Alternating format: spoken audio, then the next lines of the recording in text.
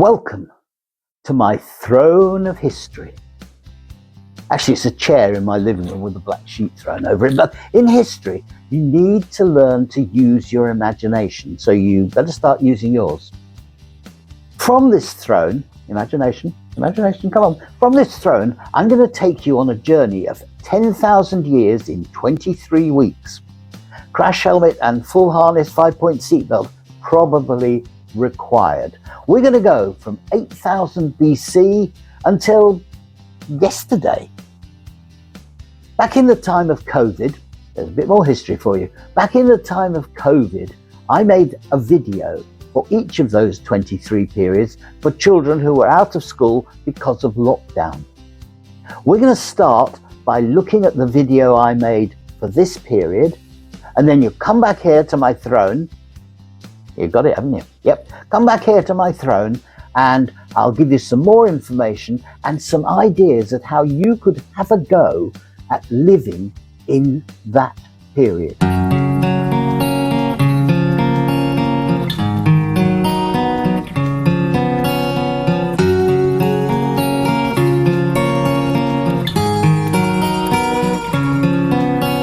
Try to remember. Couple of things to remember here. Firstly, this is the last of these little introductions before Easter. We'll be back again, or I'll be back again on the 9th of April. I'm not expecting Owlbut to be back with me until almost the end of May. So I'll be doing these like I did the last one as a voiceover. And the other thing to remember is that in this period from 1601 to 1700, which we've called the Stuarts, it's the only time in 1,000 years of English history that we had no king and no queen on the throne for 11 years. It's all on the website. I'm going to try and keep these introductions to about 6 or 7 minutes. So all I'm going to tell you is the interesting bits that you can go and look up on the website. So let's begin. 1603, Elizabeth dies, end of the Tudors, and for reasons that you can go and find out, James VI of Scotland became James I of England. And no, before you ask, he didn't become James VII of everything. He was the next king. You'll find out why from the website, but some people didn't like it because within 2 years of him coming on the throne, we had something you still celebrate these days, which was the Gunpowder Plot. Guy Fawkes, and of course on November the 5th we have fireworks to celebrate the fact that they tried to blow up Parliament and failed. Then by 1616 there's something on the website about the death of William Shakespeare. 1625 James died and was succeeded by his son Charles. Charles tried to rule on his own without Parliament, which resulted eventually in 1642 in a civil war, a war between the followers of Charles, who were known as the Royalists, and the parliamentarians, who were also known as the Roundheads. The end result of the Civil War was that in 1649, 7 years after it started, the Royalists had lost, Charles had lost, and then Charles lost his head because he was executed.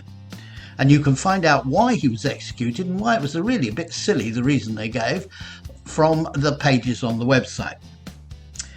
Oliver Cromwell then became the ruler of England. Although it was supposed to be him and Parliament, he just got rid of Parliament basically and said, I'm going to do it on my own. He died in 1658, 59, around about then, and was succeeded by his son Richard. And despite him having such a wonderful name, he proved to be a complete dead loss. So in 1660, Parliament invited Charles's son, Charles with no head, his son, another Charles, to come back and be king. And he said, yes, thank you very much. And back he came. 1665, there was the Great Plague, and that was followed in 1666 by the Fire of London.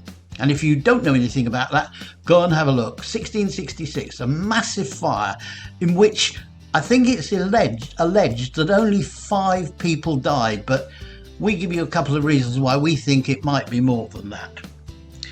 After that, a rather sad date in English history. In 1672, the slave trade was made legal. And the trade, if you don't know about it, was basically ships were leaving Liverpool and Bristol, heading down to the coast of Africa with guns and jewels and whatever, where slaves were loaded on board, taken across the Atlantic in absolutely disgusting conditions, and when they got to the other side, they were sold to plantation owners, tobacco plantations, sugar plantation, on the new American continent. And then shiploads of rum, tobacco, sugar were brought back to England. Not a very nice time to record in English history, but we'll find out a little bit more about the slave trade in a few hundred years' time, when finally it was abolished. We also tell you what happened after Charles died and was succeeded by his brother, whose name was James, and he wasn't liked much either. William and Mary became the kings and queen of England, officially William III and Mary II. And the last thing we look at on the timeline is the very first civil list. Now, the civil list, and it still exists today, although I think it's been given a new name, is basically the way that the royal family get their money to enable them to do the duties that they do. Now, if Owlbut were here, he would be saying, tell them what I put in the hoots. So very quickly I will.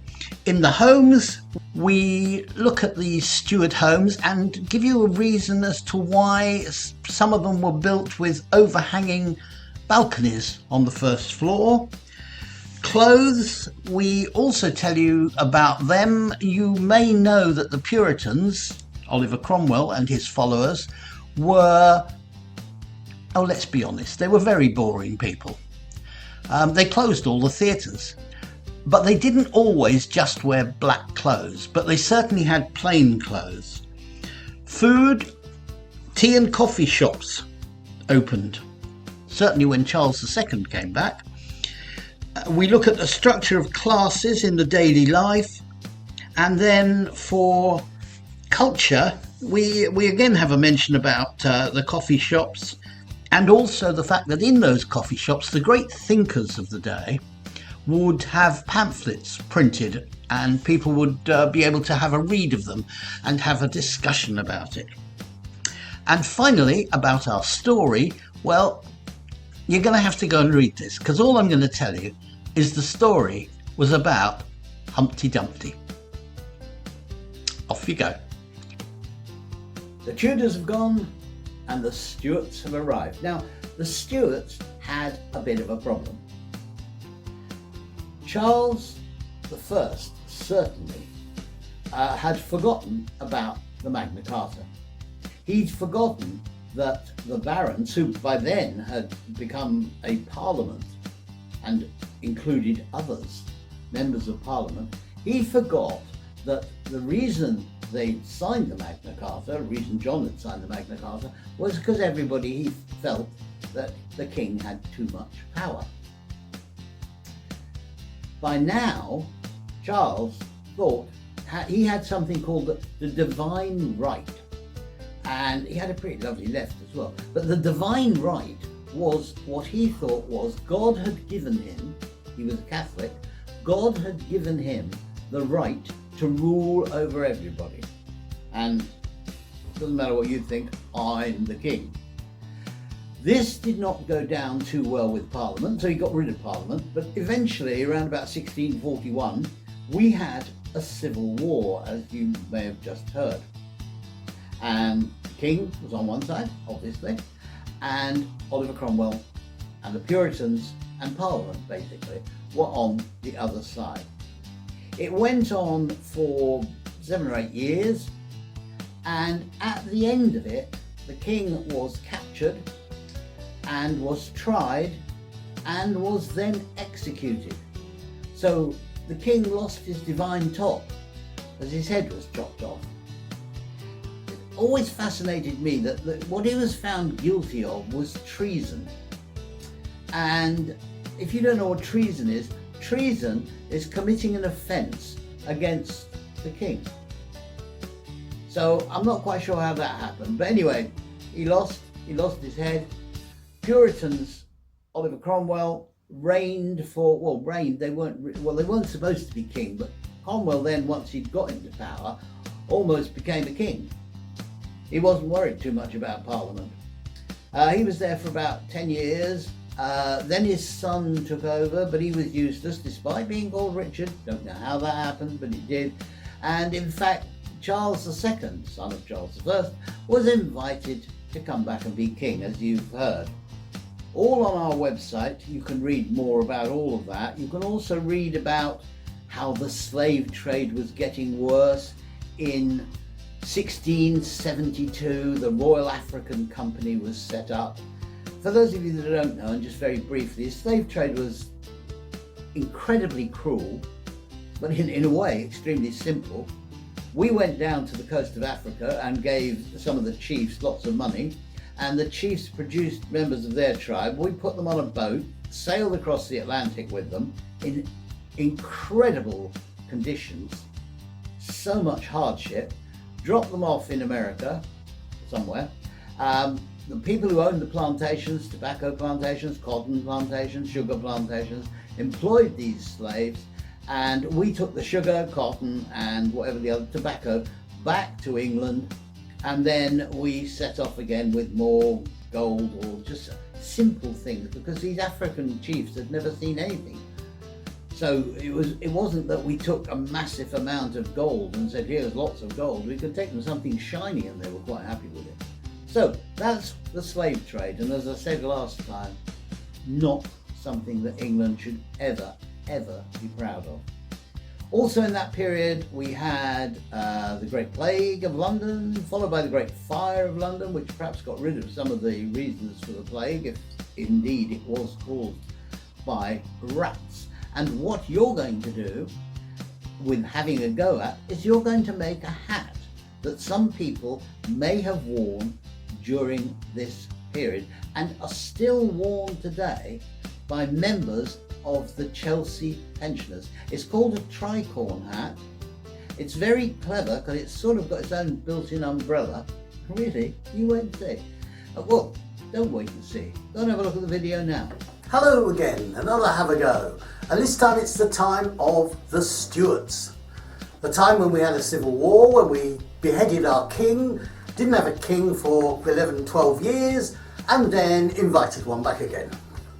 So it's the Stuarts we've got, and in 1682, Charles II was back on the throne. So in 1682, Columbus sailed the ocean blue. No. You've got your mnemonics mixed up.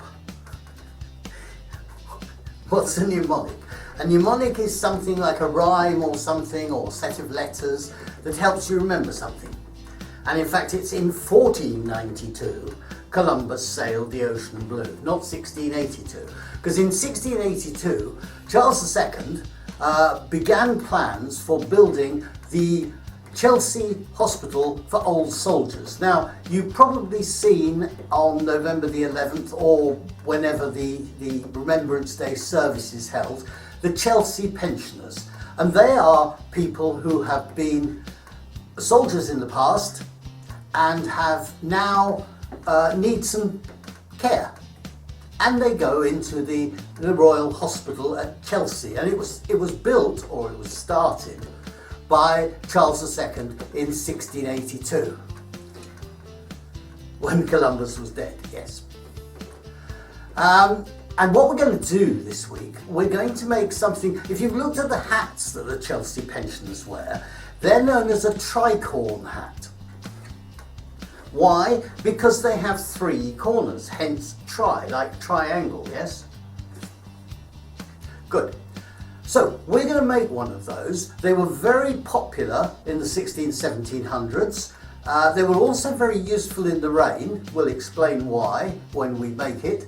But that's this week's Have a Go, making a tricorn hat. If you want to go away and have a look up a little bit more about the Royal Chelsea Hospital, the Chelsea pensioners, do that. But we'll be back next week. Where will we be next week? Oh yes, with the Georgians. We'll see you then. Bye. So there it is, a tricorn hat, and it's going to be done in two parts. First we're going to make the middle bit, the bit that actually goes on your head, and then we'll make the three sides which are part of the brim. You can, if you want, add a feather, but you don't have to. So let's get on and make the first part. For this you will need some PVA glue, some water, salt, newspaper which you've cut into strips, probably a whole newspaper, a large piece of card, and, believe it or not, a balloon. Let's go. First, cut out a strip from your card. You may have to join it together to make it a long one, but then make it into a circle so that it fits your head, and into that circle blow up one of your balloons. So you've got a band round the middle of your balloon, and then stand it somewhere where it stands up on its own, because the next thing you're going to do is pour your glue into a container, add a bit of water because we want it to be not too thick a glue, and also a bit of salt because salt actually helps it to be more adhesive. So then, using a paintbrush and the strips of paper, stick them on the top part of your balloon. There we go, speeded that out for you. Make sure you cover it completely,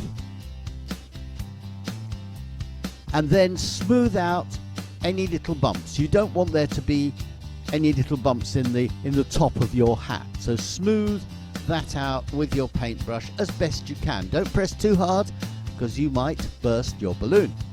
You will probably need 3 or 4 layers of paper glued on there, and then when you've finished, when you've done the 3 or 4 layers, you will need to leave that overnight to dry. Then when you come back the next day, slowly release the balloon. There you are, and what you've got is the top of your hat.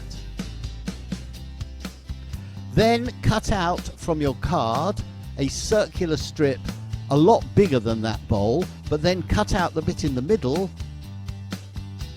so you've got a donut shape really, and then cut little strips up the side of your bowl, the hat bowl, so that in the end it sticks out like that, because that is what you are going to fit the brim to. Put some glue on that and press the brim down. And then more bits of paper, more glue, more paintbrush, cover the whole of the brim. And once again, when you've done that, you'll have to leave it for 24 hours to dry. There we go. When you come back, that's when you begin making it. First of all, you'll paint everything that you can see on the top black. Leave that to dry. And then what you're going to do to make your tricorn is fold up 3 sides of the brim so that they stick on the bowl bit of your hat. So just put a little drop of glue on the end. We've put a ribbon and a feather round ours. You don't have to. Choice is yours. So, little bit of glue, press it onto the bowl on one side, and then do the same twice more.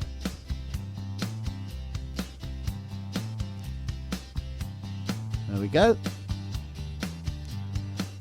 And then finally, once you've done all that and you've got your tricorn hat, nearly paint the sides that you turned up so everything is black. And there you are, you have a tricorn hat. And I promised you at the very beginning I would tell you why it was good in the rain, quite simply because when it rains, all the rain pours out of those 3 corners. Doesn't go down your neck. That's what we all need. See you next week. So we'll see you next. Oh, except. So the Great Fire of London, it must have been really scary for people living in London. Oh, yeah, I bet it was. They would have seen the flames and the smoke, but there was no TV, no radio, nothing to warn them at all. Well, I hope they didn't all decide to go towards the flames for a better look. No, the town criers would have gone out and told them to keep the doors and windows shut so they couldn't, no smoke coming or anything. Oh, okay. Well, if everybody did what they were told, how do we know so much about it? Samuel Pepys. That was a bit naughty of him. You should have done what you told Samuel, none of this sneaky peeking.